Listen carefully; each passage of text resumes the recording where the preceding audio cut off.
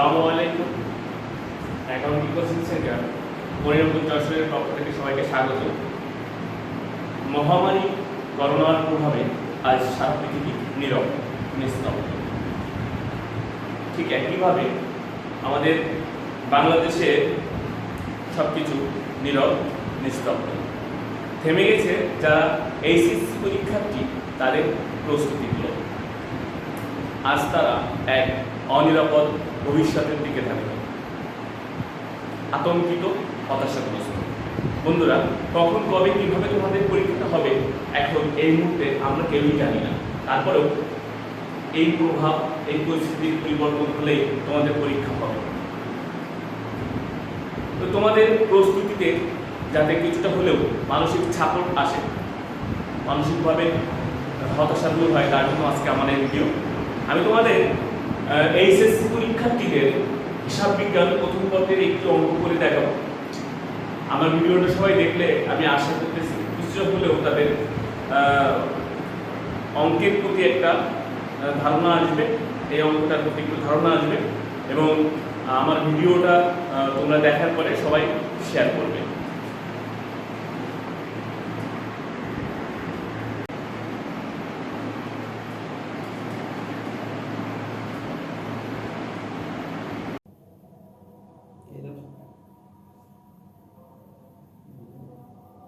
বলেন। আমি মোহাম্মদ মহিবুল্লাহ, পরিচালক accounting coaching centre Monirampur Jessore. আমি আজ উচ্চ মাধ্যমিক পরীক্ষার্থীদের একটা দাখিলা পদ্ধতির একটা অঙ্ক করে দেখাবো। আমার বোর্ডের দিকে লক্ষ্য করলে দেখা যাবে যে আমি অঙ্কের একটা থিম বা অঙ্কের ছোট্ট একটা ক্ষুদ্র অংশ আমি এখানে তুলে ধরেছি। সেটা হচ্ছে এখানে একটা অংশ লিখছি সম্পদ এবং দায় সমূহ, পরে একটা অংশ লিখছি জানুয়ারি 2019, ডিসেম্বর 2019, অর্থাৎ অঙ্কের বৈশিষ্ট্য এখানে রয়েছে। এখানে সম্পদ এবং দায়গুলো লেখা রয়েছে, আর এখানে দুইটা টাকার অঙ্ক রয়েছে, একটা হচ্ছে বছরের শুরুর টাকা আর বছর শেষের টাকা। অঙ্কটা যে কোনো একটা প্রতিষ্ঠানে সেটা আমরা ধরে নিতে পারি এবিসি কোম্পানি বা অথবা যারা রঙিন বা করিম একজন ক্ষুদ্র ব্যবসায়ী, সে তার লেনদেনগুলো দুটো বা দাখিলা পদ্ধতিতে লিপিবদ্ধ করেন না, অর্থাৎ একটা বা দাখিলা পদ্ধতিতে লিপিবদ্ধ করেন।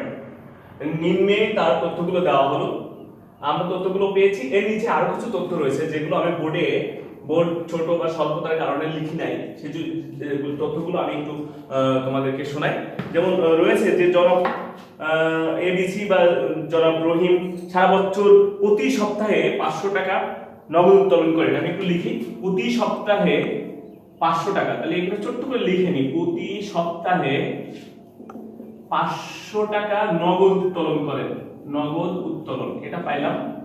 তারপরে আছে যে এবং 15,000 টাকা মূল্যের পণ্য উত্তোলন করেন। তাহলে আমি আরো পাইলাম হচ্ছে 15,000 টাকা পণ্য উত্তোলন। এটা কিন্তু প্রতি সপ্তাহে কথাটা বলা নেই, অর্থাৎ এটা প্রতি সপ্তাহে, এটা অঙ্কটা এক বছরের। এখানে পাইলাম প্রতি সপ্তাহে 500 টাকা উত্তোলন করতেছে, আর এখানে আছে সম্পূর্ণ বছর ধরে 15,000 টাকার পণ্য উত্তোলন করেছে। এরপরে তথ্য দেওয়া রয়েছে দালান করা সংযোগ ব্যয়ের 3/4 তিনি ব্যক্তিগত জমি বিক্রি করে।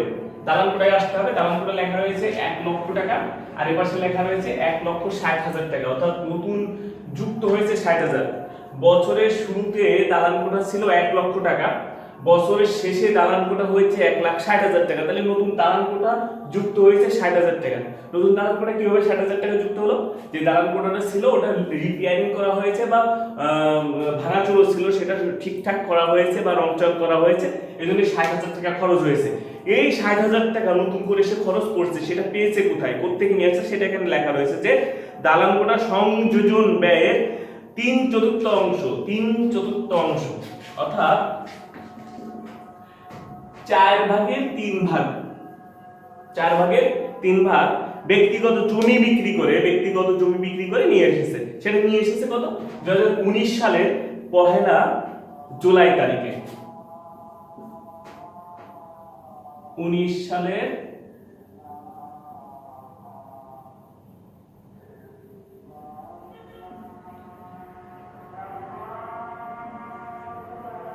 জুলাই।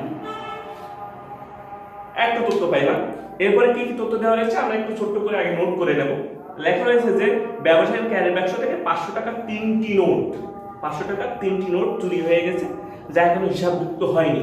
500 টাকার 3টি নোট চুরি হয়েছে, 500 টাকার 3টি নোট চুরি হয়েছে, অর্থাৎ 1500 টাকা চুরি হয়ে গেছে, চুরি, এই তথ্যটা পাইলাম। তারপরে আরো লেখা রয়েছে যে একজন দেনাদার দেউলিয়া হওয়ায় অনাদায়ী দেনা অবলম্বন করতে হবে 5000 টাকা। তাহলে নতুন করে একটা পাচ্ছি কি, নতুন অনাদায়ী পাওনা, নতুন অনাদায়ী পাওনা 5000 টাকা। বুঝতে হবে দেনাদার দেউলিয়া হয়েছে মানে যার কাছে আমরা টাকা পাইতাম সে দেউলিয়া হয়ে গেছে, সে টাকা দিতে পারবে না, 5000 টাকা। এরপর আবার বলতেছে যে অবশিষ্ট দেনাদারের উপরে 5% অনাদায়ী পাওনা সঞ্চিতি ধার্য করতে হবে। অর্থাৎ এখনো যে দেনাদার আছে, দেনাদার অঙ্কের ভিতর কিন্তু আমাদের দেনাদার আছে যে বছর শুরুতে 90,000, বছর শেষে 1,25,000, বছর শেষের হিসাবে আসতে হবে। 1,25,000 টাকা দেনাদার ছিল, তার থেকে 5,000 টাকা আদায় করতে পারবো না, তাহলে এখন কত থাকবে? 1,20,000 টাকা। সেই 1,20,000 টাকার উপর ওখানে বলতেছে যে 1 লাখ অবশিষ্ট দেনাদারের উপর 5%, অর্থাৎ 5% নতুন অনাদায়ী পাওনা সঞ্চিতি, পাওনা সঞ্চিতি কাটতে হবে দেনাদারের উপর। আমরা ওটা অঙ্ক যখন করবো তখন বুঝবো। এরপরে বলছে যে মূলধনের ওপর 5% সুদ ধার্য করতে হবে, সুদ, মূলধনের সুদ। আমরা সেই তথ্যটা এখানে একটু লিখে দেব, মূলধনের সুদ, মূলধনের সুদ 5% লিখলাম। তারপরে বলছে যে আসবাবপত্রের উপর 10% এবং দালানকোটের উপর 5% অপচয় ধার্য করতে হবে। আসবাবপত্র অঙ্কের ভিতর রয়েছে আসবাবপত্র 70,000, 60,000। আমরা বছর শেষের হিসাব করবো, এই 60,000 টাকা 10% আমার অপচয় কাটতে হবে, দালানকোটারও 10%। আমি এখানে আরেকটু ছোট করে লিখি অপচয়, অপচয় লিখলাম কি আসবাবপত্র আর আছে দালানকোটা, দুটোই অপচয় কাটতে হবে, 10% আর 5%। 10% 10%, 5%। এরপরে আরো একটা তথ্য দেওয়া রয়েছে যে ব্যবসায়ের বার্ষিক ভ্যাট বকেয়া রয়েছে 3,600 টাকা। ভ্যাট, ভ্যাট আমরা এখানে লিখি ছোট করে, ভ্যাট বকেয়া, অর্থাৎ বকেয়া ভ্যাট 3,600। অঙ্কটা একদম সহজ। এই অঙ্কটার আলোকেই আমরা সৃজনশীল অনেক তথ্য বের করতে পারবো। আবার মূল অঙ্কটা যদি আমরা পরিপূর্ণভাবে করতে পারি তাহলে সৃজনশীল আকারে যে তথ্যই আসুক না কেন আমরা মোটামুটি পারবো। যেমন সাপোজ বললো যে বছর শেষে অবচয়ের পরিমাণ কত নির্ণয় করো, অথবা বললো যে বছর শেষে মূলধনের সুদের পরিমাণ নির্ণয় করো, অথবা এরকম বলতে পারে ক দাগে, সৃজনশীলের ক দাগে এরকম অপশন আসতে পারে যে বছর শেষে নিট দেনাদারের পরিমাণ নির্ণয় করো। আমরা যদি মূল অঙ্কটাকে সম্পূর্ণভাবে বুঝি বা বুঝে করতে পারি তাহলে এই যা যা বলবে নির্ণয় করতে বলবে সবই আমরা নির্ণয় করতে পারবো। তো আমরা অঙ্কর তথ্যটা পেয়েছি, মূল অঙ্কে কি কি আছে সব তথ্যগুলো পেয়ে গেছি। বন্ধুরা যারা আছে এই ভিডিওটা যখন দেখবে তখন এই তথ্যগুলো নিজেরা একটু সংরক্ষণ করে করবে, নিজের আগে খাতায় একটা নোট করে নিবে যে কি কি তথ্য দেওয়া হয়েছে। এই তথ্যের আলোকে আমরা অঙ্কটা করবো। তো অঙ্কটা করার আগে আমরা আরেকটা তথ্য খেয়াল করবো, যেখানে কি সম্পদ আর দায় রয়েছে, কি কি নির্ণয় করতে হবে। দেখো সম্পদ এবং দায় রয়েছে নগদ তহবিল, বছরের শুরুতে একটা টাকা, বছরের শেষে আরেকটা টাকা, টাকার পরিমাণ কম বেশি আছে। ব্যাংক জমা উদ্বৃত্ত, এটা খেয়াল রাখতে হবে। এই ব্যাংক জমা উদ্বৃত্ত মানে আছে সম্পদ, শুধু ব্যাংক জমা উদ্বৃত্ত থাকা মানেই হচ্ছে এটা সম্পদ। কিন্তু যদি ব্যাংক জমা উদ্বৃত্ত লিখে এরকম টাকার পাশে ক্রেডিট কথাটা লেখা থাকে, এরকম সিআর সিআর অথবা ক্রেডিট কথাটা লেখা থাকে, যে ঘরে লেখা থাকবে সেই ঘরের ওই টাকাটা হচ্ছে ব্যাংক জমাবৃত্ত, এটা মাথায় রাখতে হবে। তো আমরা এটা হচ্ছে যেহেতু নাই এখানে জাস্ট বোঝানোর জন্য দিলাম। তারপর হচ্ছে মজুদ পণ্য, মজুদ পণ্য আমরা খেয়াল করবো বছরের শেষে যেটা থেকে সেটা সম্পদ, বছরের শুরুতে যেটা থেকে সেটাকে আমরা খরচ হিসেবে ধরি অনেক সময়, কিন্তু না এই একতরফা দাখিলা পদ্ধতিতে আমরা বছরের শেষের হিসাবটাই করবো। তারপর দেনাদার, দেনাদারও সম্পদ আমরা দেখতে পাচ্ছি বছর শুরুতে একটা টাকা আছে, বছর শেষে আরেকটা টাকা আছে। পাওনাদার, পাওনাদার একটা দায়, বছর শুরুতে একটা টাকা আছে, বছর শেষে আরেকটা টাকা আছে। এবার অবিস্ময়টা, অবিস্ময়টা একটু খেয়াল করতে হবে, বছর শুরুতে হচ্ছে 20,000 টাকা, বছর শেষে 19,000 টাকা। এই যে 1,000 টাকা কম হয়েছে, এরা বছরের শেষে যখন হিসাব করছে 1,000 টাকা অবচয় দেখাচ্ছে, অবশ্যই 1,000 টাকা অবচয় হয়ে গেছে। কিন্তু আমরা যখন অঙ্কটা করব তখন এটা বিশদ আয় বিবরণী যখন করব অর্থাৎ লাভ লোকসান হিসাব যখন করব তখনই অবচয়টা 1,000 টাকা দেখাবো। কিন্তু যখন আমরা সম্পদ দায় অর্থাৎ প্রারম্ভিক মূলধন এবং সমাপনী মূলধন নির্ণয় করব তখন 20,000 20,000ই দেখাবো। তারপরে আসবাবপত্র আছে, তারপরে হচ্ছে দান করা হচ্ছে। আমরা মূল অঙ্কের থিমটা দেখে নিলাম, এখন আমরা অঙ্কটা কারেকশন করব।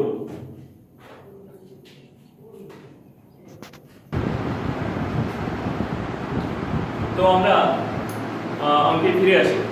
আমি বলেছি যে অঙ্কটার মূল অঙ্ক অর্থাৎ বিস্তারিত যদি আমরা শিখতে পারি এই অঙ্কে, তাহলে এই অঙ্কের আলোকেই কিন্তু অন্য অন্য সব অঙ্কগুলোই আমরা মোটামুটি একটা থিম পাবো, বা কি চাবে কি নির্ণয় করতে হবে সেগুলো পেয়ে যাবো। যেমন এই অঙ্কে আমরা একটা কালেকশন করেছি, সেটা হচ্ছে প্রারম্ভিক এবং সমাপনী মূলধন নির্ণয় করেছি। প্রারম্ভিক এবং সমাপনী মূলধন নির্ণয় করেছি। মূল অঙ্কটা আমরা বসিয়েছিলাম, তথ্যগুলো নিয়েছিলাম। খেয়াল করতে হবে যে অঙ্কের ছকে যা দেওয়া ছিল সেগুলোর ভিতরে সম্পদ এবং সব দায়গুলো দেওয়া ছিল। আমরা কিন্তু সব সম্পদ এবং দায়গুলো বসিয়েছি। সব সম্পত্তিগুলো প্রথমে সম্পদ সমূহকে পর বসিয়েছি, এই যে টাকা বসিয়েছি, যে যা টাকা ছিল তাই বসিয়েছি। শুধুমাত্র স্থায়ী সম্পত্তির ক্ষেত্রে বছরের শুরুতে যা ছিল আমরা বছর শেষে তাই বসিয়েছি। যেমন 19,000 ছিল, 20,000 বসিয়েছি। কিন্তু পরেরটা আমরা দেখতে হবে, আগে কত 70,000 60,000 হয়েছে, কিন্তু আগে কত 70,000 70,000 কেন বসাইলাম না? বড় অঙ্কের ডিফারেন্স, অর্থাৎ আমাদের এরকম বড় অঙ্ক এখানে আটবছর অপচয় হয়নি। ওই আটবছরটা আমরা হয় বিক্রি করে দিয়েছি বা অন্য কোনো কাজে ব্যয় করেছি, এই জন্য ওটাকে আমরা দেখাইনি। তাহলে টোটাল সম্পদগুলো সব বসাইছি পরপর। নগদ তহবিল বছর শুরু করে টাকা শুরু করে, শেষে করে টাকা শেষে করে বসাইছি। তারপরে ব্যাংক জমা বছর শুরু থেকে শুরুতে শেষে টাকা শেষে বসাইছি। এভাবে মজুত পণ্য, দেনাদার যা টাকা ছিল তাই বসাইছি। খেয়াল করতে হবে সমন্বয়কে, অর্থাৎ অঙ্ক ছকের নিচের যে অংশটা আছে সেই অংশটা নতুন কোনো সম্পদ কিনেছে কিনা। আমরা যখন পড়েছিলাম তখন নতুন কোনো সম্পদ কেনা ছিল না, শুধুমাত্র একটা তথ্য ছিল, সেটা হচ্ছে দালানকোটা নতুন সংযোজন করেছে, নতুন যুক্ত করছে 1 লাখ এবং 1,60,000 ওর পাশে দেওয়াই রয়েছে। যদি ওইটা দেওয়া না থাকতো তো ওই 60,000 টাকা আমরা এখানে যুক্ত করে ওইটা বসাইতাম। তো সেটা বসানোর পরে আমরা কি করছি, দায় সমূহ বা লিখে দায় সমূহ লিখে শুধু দায় যেটা ছিল অঙ্কের ভিতরে সেই দায়টা বসে বাদ দিয়েছি।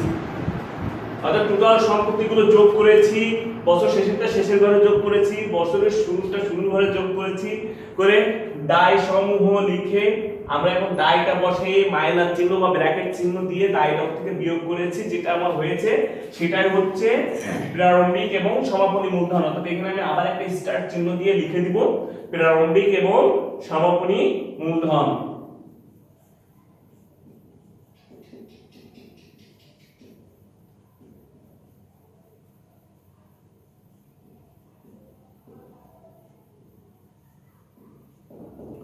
তো এখন আসি, আমি যেটা বলছিলাম যে আমাদের যদি প্রশ্নে প্রারম্ভিক এবং সমাপনী মূলধন নির্ণয় করতে বলে আমরা এটা নির্ণয় করব।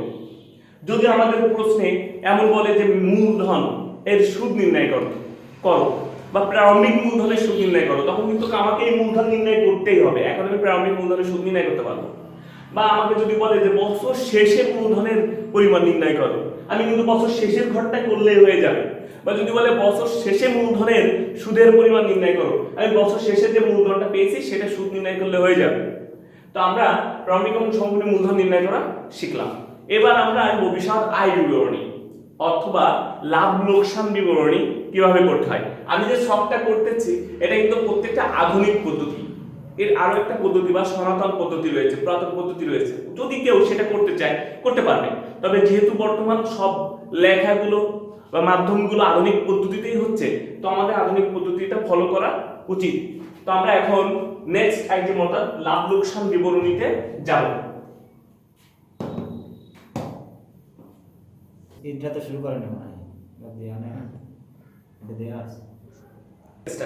তো আমরা এখন লাভ লোকসান বিবরণী বা বিশদ আয় বিবরণী করব। বিশদ আয় বিবরণী একটা কথা দেখলে পদ্ধতি, বিশদ আয় বিবরণীটা আর্থিক অবস্থা বিবরণীর মতোই ছক, কিছুটা ডিফারেন্স হচ্ছে আমরা বিশদ আয় বিবরণী বা আর্থিক অবস্থার বিবরণীতে যে সিস্টেমে করি সেটা ছিল মোট মুনাফা, তারপরে পরিচালন মুনাফা, তারপরে অপরিচালন ব্যয়, অপরিচালন আয়, এমন। কিন্তু একটা দেখলে পদ্ধতি ঠিক এমনটা না। প্রথমে আমরা আয় পাশের যেগুলো আছে সেগুলো পরপর বসাবো। আয় পাশের যেগুলো আছে সেগুলো বলতে কি, উত্তোলন, উত্তোলনের সুদ, যদি কোনো অগ্রিম খরচ থাকে, বিনিয়োগের সুদ থাকে, এগুলো আমরা এই অঙ্কের তথ্যতে যেটা পেয়েছিলাম সেটা হচ্ছে উত্তোলন পেয়েছিলাম, উত্তোলনের সুদের তথ্য পেয়েছিলাম।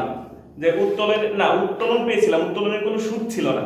উত্তোলন পেয়েছিলাম, উত্তোলনের কোনো সুদ ছিল না। তো এই একটা দেখলে পদ্ধতির সবচেয়ে মজার ব্যাপার হচ্ছে এই অঙ্কের বিশদ বিবরণী বা লাভ লোকসান বিবরণী করার সময় আমরা ওই যে প্রারম্ভিক এবং সমাপনী মূলধন নির্ণয় করেছি, আমাদের প্রথমে শুরুতেই সমাপনী মূলধনটা নিয়ে আসতে হবে। তা আমাদের সমাপনী মূলধনটা আমরা প্রথমে বসাবো।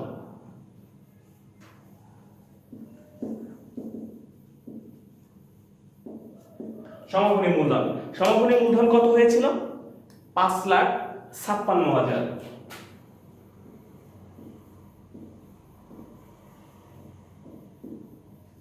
এবারে আসলো উত্তোলন।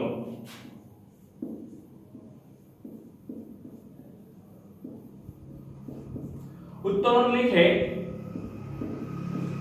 প্রথমে নগদ 500 গুণ 52 কেন দিলাম?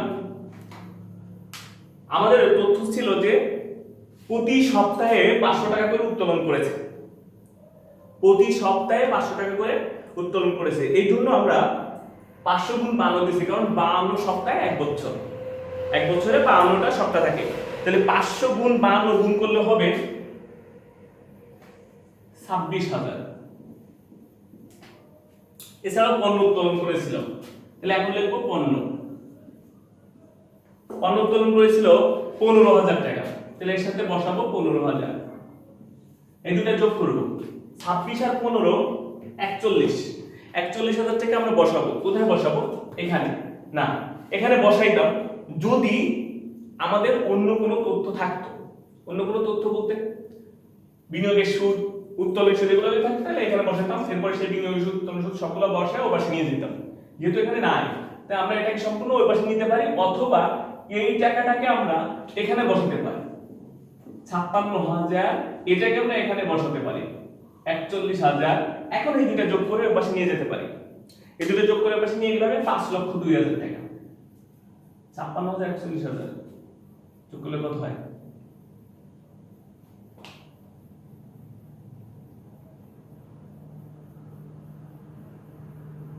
না, আমাদের প্রারম্ভিক মূলধন কি 5,56,000 হয়েছিল? একটু ভুল হয়েছে। প্রারম্ভিক মূলধন হয়েছিল 4,61,000। 4,61,000। এবার যোগ করলে হবে 5,02,000 টাকা। তো আমরা আয় পাশের যে অংশটা আছে সেই অংশটা সম্পর্কে পেয়েছি। আমাদের আয় পাশের আর কোনো তথ্য না, এখন আমরা বাদ লিখে ব্যয় সমূহ লিখব। ব্যয় সমূহ একটা প্যারাগ্রাফ পদ্ধতিতে ব্যয় সমূহ লেখার শুরুতে যেটা লিখতে হয় সেটা হচ্ছে প্রারম্ভিক মূলধন। ওই যে সমাপনী এবং প্রারম্ভিক মূলধন আমরা নির্ণয় করেছিলাম। সমাপনী মূলধন হয়েছিল আমাদের 4,61,000 টাকা, আর প্রারম্ভিক মূলধন হয়েছিল কত? 3,24,000 টাকা। তাহলে আমরা এখন প্রারম্ভিক মূলধনটা বসাবো। প্রারম্ভিক মূলধন 3,24,000।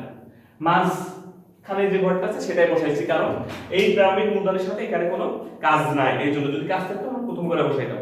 এবার দেখতে হবে অতিরিক্ত মূলধন আছে কিনা। হ্যাঁ, অতিরিক্ত মূলধন আছে। আমরা একটা তথ্য পড়েছিলাম যে দালান কোটা সংযোজন ব্যয় তার ব্যক্তিগত তহবিল থেকে নিয়ে এসেছে।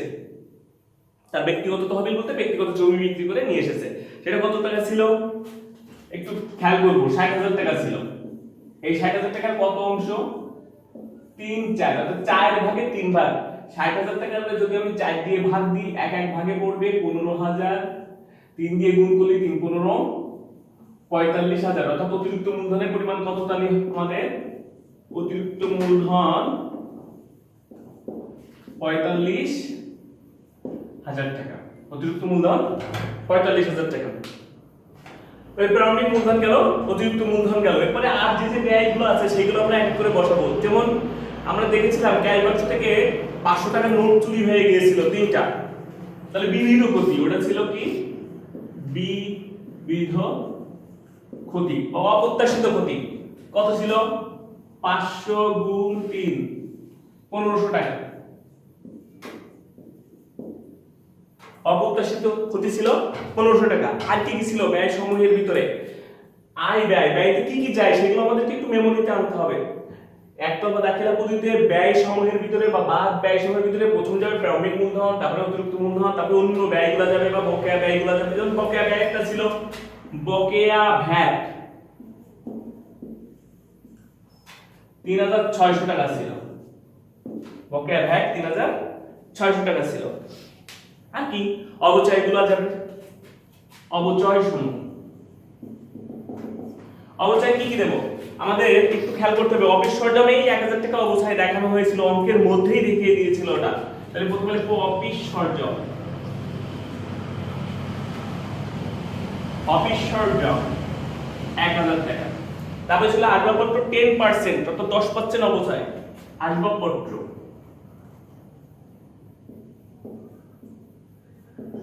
আসবাবপত্র 10% অবচয়, 10% অবচয়। আসবাবপত্র কত ছিল? বছর শেষে ছিল 60000 গুণ 10% মানে হচ্ছে 6000 টাকা বসালাম। এরপরে দালান কোটার অবচয় 5%। দালান কোটা বছরের শুরুতে ছিল 1 লাখ, 5% 5000। এখন বছরের শুরুতে কেন নিলাম? বছর শেষে রয়েছে 1,60,000, 60,000 টাকার ফুল বছরের অবচয় ধরা যাবে না, কারণ আমরা দালান কোটা সংযোজন করেছি, তারিখ দেওয়া ছিল 1/7/2019, 1 জুলাই 2019।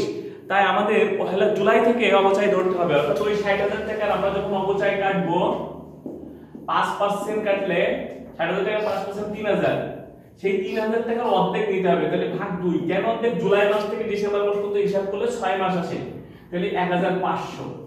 তাহলে দালান কোটার অবচয় আসতেছে 6500। দালান কোটা 6500, তাহলে 6 আছে 12 আর 13500, অবচয় পেয়ে গেলাম 13500। মোটামুটি ব্যয় সমূহ প্রায় শেষের দিকে। যে যে তথ্য ছিল সেগুলা দেখবো। আমাদের আর কি তথ্য বাদ আছে? এখনো মূলধনের সুদ বাকি আছে, বাদ আছে বা বাকি আছে, এখনো অনাদায়ী পাওনার ব্যাপারটা বাকি আছে। আমাদের যেহেতু বোর্ডটা ছোট, এই জায়গায় ধরছে না, তাই আমরা এখানে ওটা করব। এখানে করে টাকাটা এখানে বসাবো। অনাদায়ী পাওনা বা নতুন অনাদায়ী পাওনা, নতুন অনাদায়ী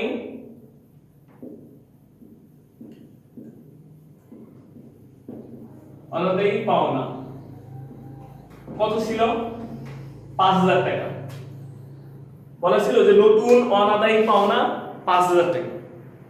এরপরে বলা হচ্ছে যে অবশিষ্ট দেনাদের উপরে 5% সঞ্চিতি রাখতে হবে। তো অবশিষ্ট দেনাদার কত?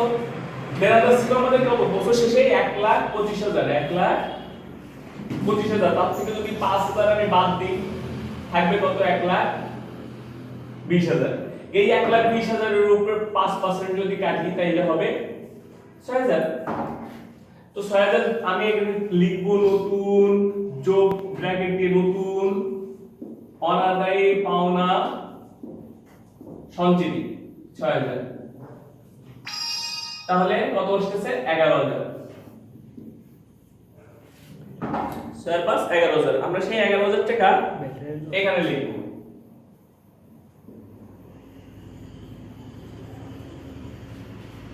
তাহলে আমরা অনাদায়ী পাওনার ব্যাপারটা গেল।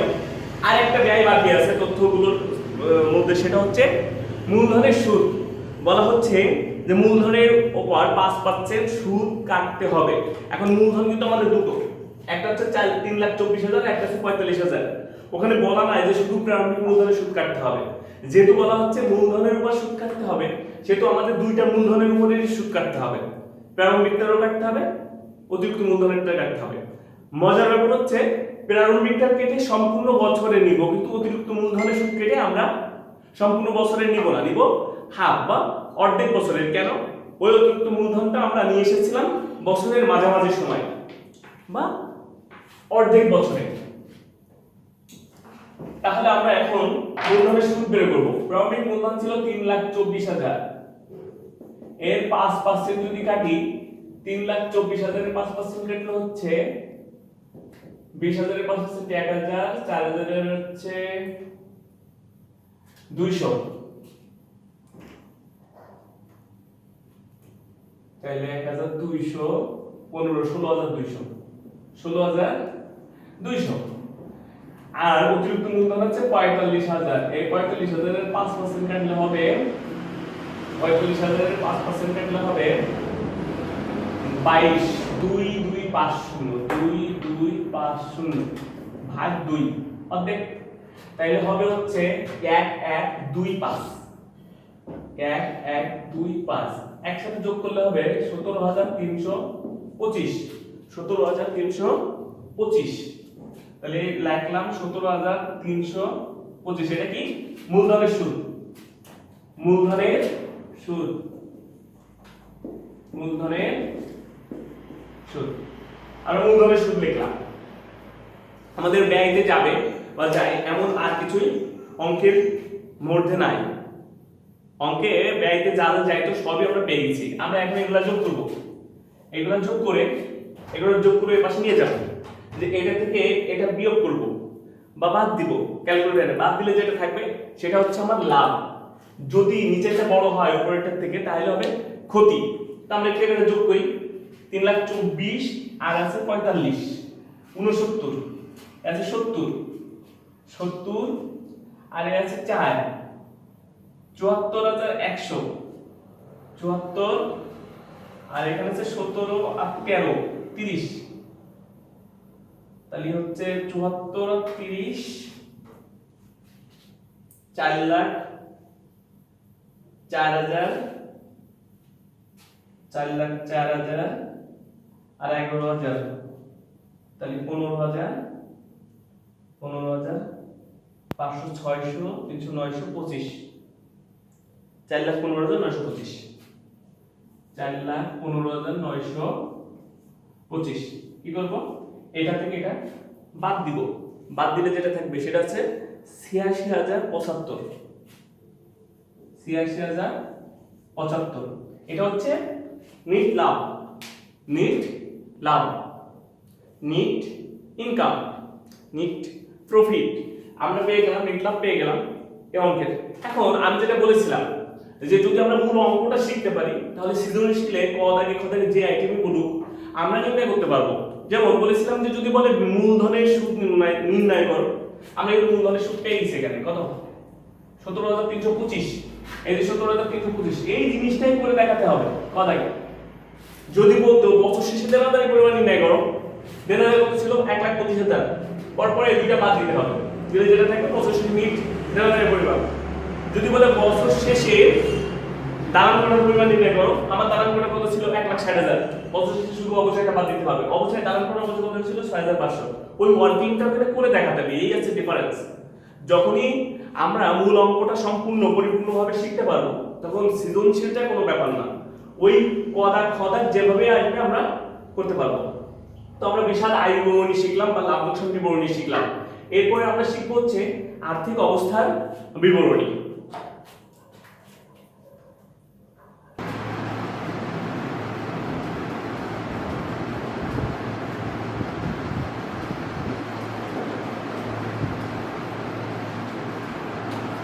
ফ্যান অফ করে দাও নাহলে শুনতে পাবে না।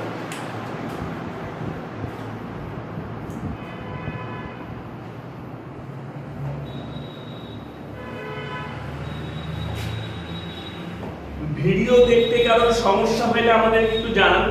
আমরা তো নতুন ভিডিওটা করছি, যেহেতু আমাদের ভুল ত্রুটি হতে পারে। আর্থিক অবস্থার বিবরণী যেহেতু আমরা করছি, প্রথমে আমরা সম্পত্তিগুলোই করব। অনেক রাইটার এবং অনেকেই আগে দায় সম্ভব করতে পারে, সেটা তার নিজেদের একটা কোয়ালিটি এই আর কি। আমরা প্রথমে সম্পত্তিগুলো আগে করব। তো আমরা সম্পত্তিগুলো যখন করব তখন এখানে লিখব সম্পত্তি সমূহ।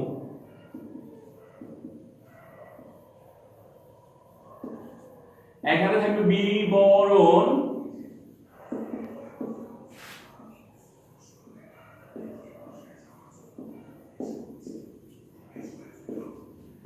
সম্পত্তি সমূহ যেহেতু লিখেছি সেহেতু বোঝাই যাচ্ছে আমরা সব সম্পত্তিগুলো এখানে নিয়ে আসবো। হ্যাঁ, আমরা যে ছকটা লিখেছিলাম প্রথমে দেখেছিলাম বছরের শুরুতে টাকা ছিল, বছর শেষে টাকা ছিল। আমরা যখন এই অঙ্কটা করব, এই অংশটা করব, তখন বছরের শুরুর টাকার দিকে আর আমরা খেয়াল করব না, আমরা সব শেষের টাকাগুলোই নিয়ে আসবো এখানে। প্রথমে নগদ হবে এবং সাথে সাথে তার সাথে যে কাজ কামগুলো ছিল সেগুলোও আমরা করব। নগদ তহবিল ছিল কত 56,000 টাকা, তাহলে আমরা 56,000 টাকা বসাবো। আরেকটা মজার ব্যাপার হচ্ছে আমরা চূড়ান্ত হিসাব বা আর্থিক অবস্থার বিবরণী অর্থাৎ ফাইন্যান্সিয়াল স্টেটমেন্ট আমরা যেটা ফার্স্ট পার্ট সেকেন্ড পার্ট যে অংশটা বাধ্যতামূলক করা লাগে অর্থাৎ দ্রুত বা দাখিলা পদ্ধতি যেগুলো ওইগুলোতে আর্থিক অবস্থার বিবরণী করার জন্য আমাকে বিভিন্ন ধাপ অতিক্রম করতে হয়, যেমন চলতি সম্পদ, স্থায়ী সম্পদ, ভুয়া সম্পদ, অলিক সম্পদ এগুলো। কিন্তু এইটার জন্য এই একটা জন্য এরকম আমার ধাপ না অনুসরণ করলেও চলবে। নগদ তহবিল, নগদ তহবিল হচ্ছে 56,000। এখানে কেন বসাইছি, আমরা যখন অঙ্কটার তথ্য নিয়েছিলাম তখন দেখেছিলাম নগদ তহবিলের একটা ছোট্ট কাজ ছিল, সেটা হচ্ছে নগদ তহবিল অর্থাৎ ক্যাশ বাক্স থেকে 3টা 500 টাকার নোট কেউ একজন চুরি করেছে। তো আমরা সেই চুরি করা টাকাটা একটা বাদ দেবো, বা বিবিধ ক্ষতি। কত হয়েছিল মনে আছে? 1500 টাকা। তাহলে 56,000 থেকে 1500 বাদ দিলে 54,500। তারপরে কি আছে? নগদ তহবিল পরে ছিল ব্যাংক উদ্বৃত্ত, ছিল 60,000 টাকা। এর সাথে কোথাও কোনো কাজ আমরা দেখি নাই, তাহলে ব্যাংক উদ্বৃত্ত লিখলাম, 60,000 লিখে দিলাম। আমি একটু সংক্ষেপে লিখছি, না হলে অনেক সময় লেগে যাবে। মজুদ পণ্য 75,000 টাকা, মজুদ পণ্য একটা সম্পদ, মজুদ পণ্য 75,000 লিখলাম। তারপর লিখবো দেনাদার, দেনাদারের সাথে কাজ রয়েছে, তো আমরা দেনাদার পরপর ধারাবাহিকভাবে লিখবো। দেনাদার, দেনাদার কত? 1,25,000 ছিল। বা নতুন অনাদায়ী পাওনা, নতুন অনাদায়ী পাওনা কত ছিল? 5,000 টাকা। বাদ দিলে থেকে 1,20,000, 1,20,000, 1,20,000 আমরা হচ্ছে। তারপর হচ্ছে বা নতুন অনাদায়ী পাওনা সঞ্চিতি। অনাদায়ী পাওনা সঞ্চিতি কত হয়েছিল আমাদের? আমাদের একটু মেমোরিতে রাখতে হবে। কত হয়েছিল? অনাদায়ী পাওনা সঞ্চিতি হয়েছিল 6,000 টাকা। যদি মেমোরিতে না থাকে আমরা তথ্যগুলো দেখবো যে 5% কাটতে বলছিল অবশিষ্ট দেনাদারের উপর। অবশিষ্ট দেনাদার থেকে 1,20,000 এর উপরে 5%, 1,20,000 টাকার উপর 5% কাটলে 6,000 টাকা হয়। বাদ দিলে আমার থাকবে 1,14,000। এটা মোটামুটি সম্পত্তি সমূহের প্রথম ধাপ পার করছি। আমরা যদি এটাকে আলাদা আলাদা করতে চাই তাহলে কিন্তু সমস্যা নাই। যেমন এটা চলতি সম্পদ দেখে দিলাম, এগুলো সব চলতি সম্পদ, এগুলো সবই চলতি সম্পদ। আর কোনো চলতি সম্পদ নাই, স্থায়ী সম্পদগুলো আছে, যেমন অফিস সরঞ্জাম। তাহলে আমরা লিখবো এখন অফিস সরঞ্জাম,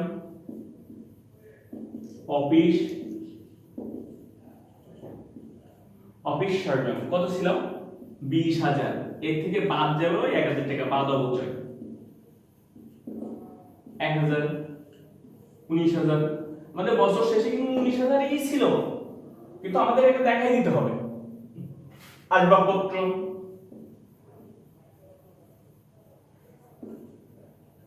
আসবাবপত্র ছিল 60,000, বা অবচয় 10%, 6,000 হয়েছিল। তাহলে আমরা বাদ দেবো 6,000, 54,000। এরপরটা আমরা যেহেতু এখানে ধরবে না, এখানে করে নিয়ে আসি। দালান কোটা, দালান কোটা ছিল কত? 1,60,000, বা অবচয়, অবচয় কত ছিল? দালান কোটার অবচয় আমাদের কত হয়েছিল মনে পড়ে? দালান কোটার অবচয় হয়েছিল 6,500 টাকা, 6,500 টাকা। তাহলে এর থেকে 6,500 বাদ দিলে 1,53,500, 1,53,500। আমরা কিন্তু মোটামুটি কাজগুলো করে ফেলছি। আমাদের মানে সম্পত্তি পাশে যাবে এরকম আর কিছুই নাই, কোনো নতুন সম্পত্তি নাই, নতুন অগ্রিম কোনো খরচাবলী নাই, আর যা আছে সব বকেয়া খরচ, উত্তোলনের সুদ নাই। তো মোটামুটি আমাদের সম্পত্তি সমূহ কাজ শেষ। আমরা এখন কি করবো? এইগুলো সব যোগ করে এইভাবে নিয়ে যাবো, এখানে নিচে ডবল দাগ দেবো, এখানে একটি স্টার চিহ্ন দিয়ে লিখে দেবো মোট সম্পদ সমূহ, মোট সম্পদ সমূহ। কারণ সমস্যা থাকলে আমাদেরকে পরে কমেন্টসে জানিয়ে। আমরা যেহেতু নতুন করে শুরু করছি, তো আমাদের ভুল ত্রুটিগুলো আমরা যাতে শুধরাইতে পারি সেজন্য কমেন্টস করে না এটা করা। তো আমরা যেহেতু সম্পত্তিগুলো পেয়ে গেছি, আর্থিক অবস্থা বিবরণীর যে অংশটা, সম্পত্তি এবং দায় সমূহ দুইটা অংশ সমান হইতে হবে। আমার মোট সম্পদ কত পাইলাম একটু দেখতে হবে, এই কারণে যোগ করে এখানে বসাবো, মোট সম্পদ হয়ে যাবে। এই কটা যোগ করে এখানে বসাবো, মোট সম্পদ হয়ে যাবে। দায় এবং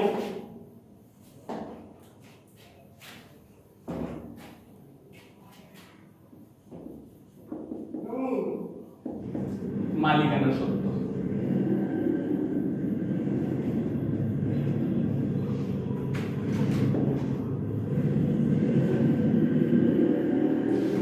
পাওনাদার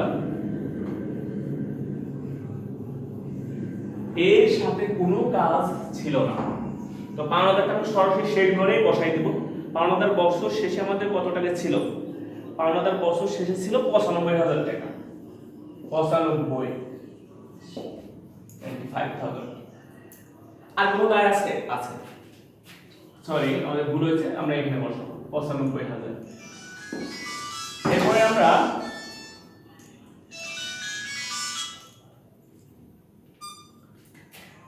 বকেয়া খরচগুলো বসাবো। বকেয়া ভ্যাট ছিল 3,600।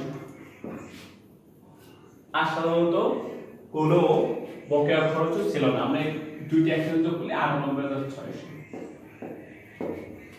মালিকানা সত্ত্ব বের করবো।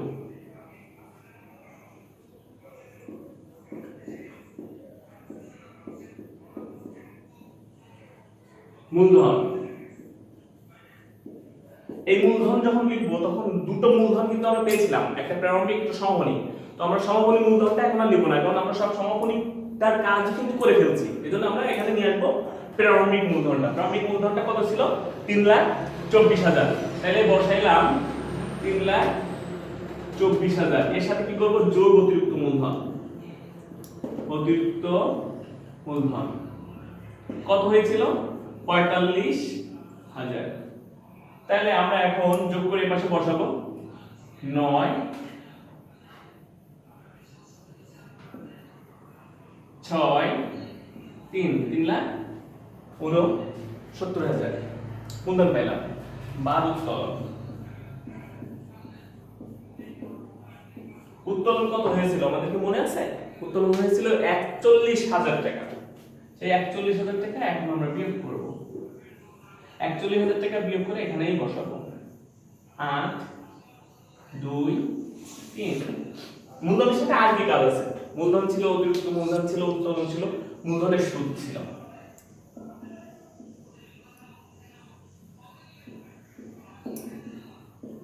এটা বকেয়া।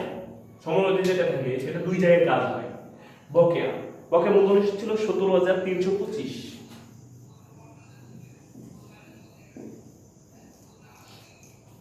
তো আমরা এটা এখন যোগ করব। আমার মূলধনের সাথে সাধারণত আর কোনো কাজ নাই, এটা যোগ করে পাশে বসাবো